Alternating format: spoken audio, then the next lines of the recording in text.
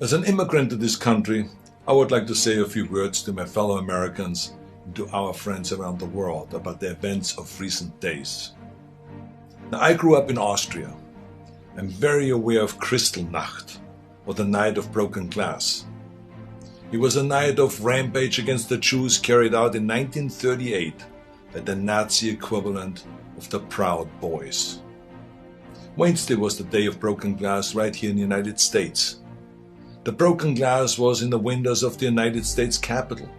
But the mob did not just shatter the windows of the Capitol. They shattered the ideals we took for granted. They did not just break down the doors of the building that housed the American democracy. They trampled the very principles on which our country was founded. Now, I grew up in the ruins of a country that suffered the loss of its democracy. I was born in 1947, 2 years after the Second World War. Growing up, I was surrounded by broken men drinking away their guilt over their participation in the most evil regime in history. Not all of them were rabid anti-Semites or Nazis. Many just went along, step by step, down the road. They were the people next door. Now, I've never shared this so publicly because it is a painful memory. But my father would come home drunk once or twice a week, and he would scream and hit us and scare my mother. I did not hold him totally responsible because our neighbor was doing the same thing to his family, and so was the next neighbor over. I heard it with my own ears and saw it with my own eyes. They were in physical pain from the shrapnel in their bodies and in emotional pain from what they saw or did. It all started with lies and lies and lies and intolerance. So being from Europe, I've seen firsthand how things can spin out of control. I know there is a fear in this country and all over the world that something like this could happen right here. Now, I do not believe it is, but I do believe that we must be aware of the dire consequences of selfishness and cynicism. President Trump sought to overturn the results of an election, and of a fair election. He sought a coup by misleading people with lies. My father and our neighbors were misled also with lies, and I know where such lies lead. President Trump is a failed leader. He will go down in history as the worst president ever. The good thing is that he soon will be as irrelevant as an old tweet.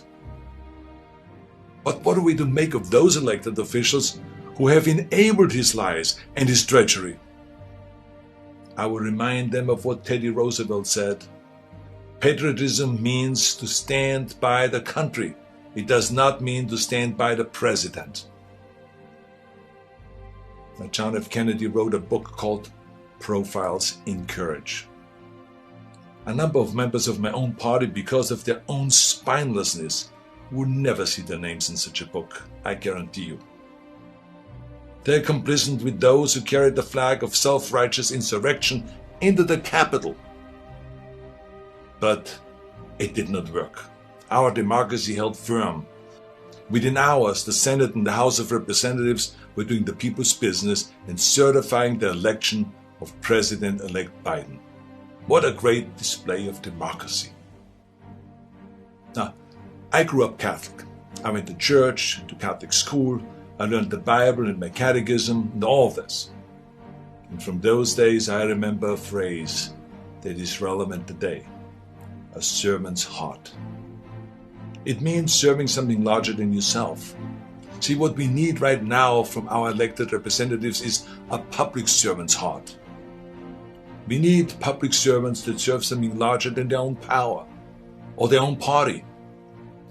We need public servants who will serve higher ideals, the ideals in which this country was founded, the ideals that other countries look up to. Now, over the past few days, friends from all over the world have been calling me distraught and worried about us as a nation. One woman was in tears about America, wonderful tears of idealism about what America should be. Those tears should remind us of what America means to the world. Now I've told everyone who is called that as heartbreaking as all of this is, America will come back from these dark days and shine our lights once again. Now you see this sword? This is the Conan sword. Now here's the thing about swords. The more you temper a sword, the stronger it becomes.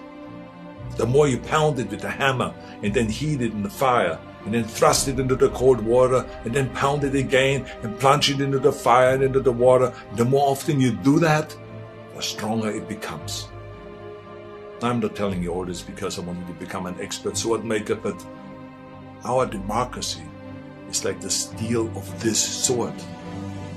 The more it is tempered, the stronger it becomes. Our democracy has been tempered by wars, injustices, and insurrections. I believe, as shaken as we are by the events of recent days, we will come out stronger because we now understand what can be lost. We need reforms, of course, so that this never ever happens again. We need to hold accountable the people that brought us to this unforgivable point. And we need to look past ourselves, our parties and disagreements, and put our democracy first. And we need to heal together from the drama of what has just happened. We need to heal not as Republicans or as Democrats, but as Americans. Now, to begin this process, no matter what your political affiliation is, I ask you to join me in saying to President-elect Biden, President-elect Biden, we wish you great success as our president. If you succeed, our nation succeeds.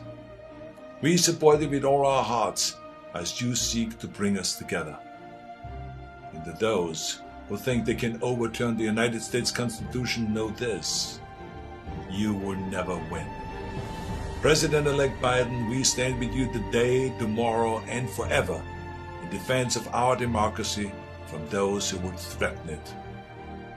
May God bless all of you, and may God bless America.